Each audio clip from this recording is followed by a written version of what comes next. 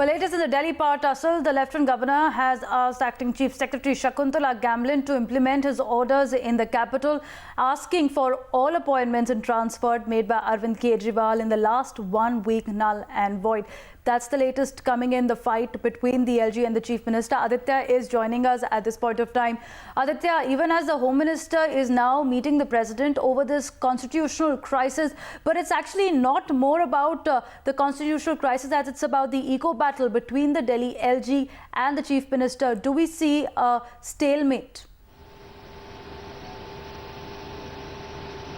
Well, even as there is indeed a constitutional crisis, it is more turning out to be more about the ego battle between the office of Lieutenant Governor and the Chief Minister of Delhi. The latest as well is coming in that the Chief Secretary Shakuntala Gamlin, Acting Chief Secretary, I beg your pardon, has been asked by the LG to implement his order. Remember, this letter was written to Arvind Kejriwal by LG this afternoon, asking him that all the appointments in the last 1 week, from the level of the clerks to the level of the IAS postings, should be cancelled. They have been declared void. And now, in a communication to the Chief Secretary, Shakuntala Gamlin, she has been asked to implement this order and within a week to get back with all the latest and a report to be submitted to the LG's office whether or not these postings have been cancelled and what is the latest development in this regard. As you rightly pointed out, Home Minister Rajnath Singh at this point in time is meeting the President of India. They're discussing the Delhi stalemate, the standoff between Arvind Kejriwal and Najib Jung. But certainly all eyes are now, what will be the future of this? Will there be a legal battle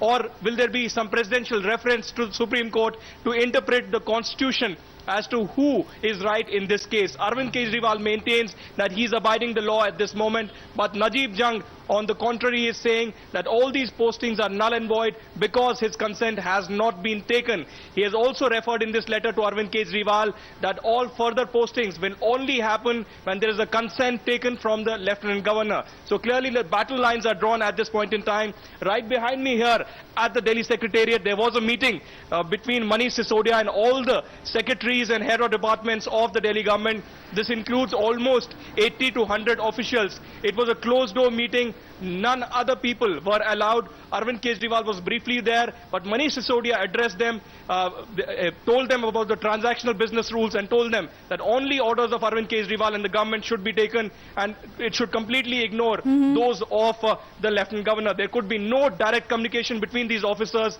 and the Lieutenant Governor. So clearly the battle lines are drawn. It certainly seems to be more of a clash of egos and not just a constitutional crisis. Well, Aditya, the bureaucracy is certainly being churned in between when this ego battle is playing out. Even reports are coming in. Many of them don't want to be serving in the capital after this tussle between the Delhi Chief Minister and the LG.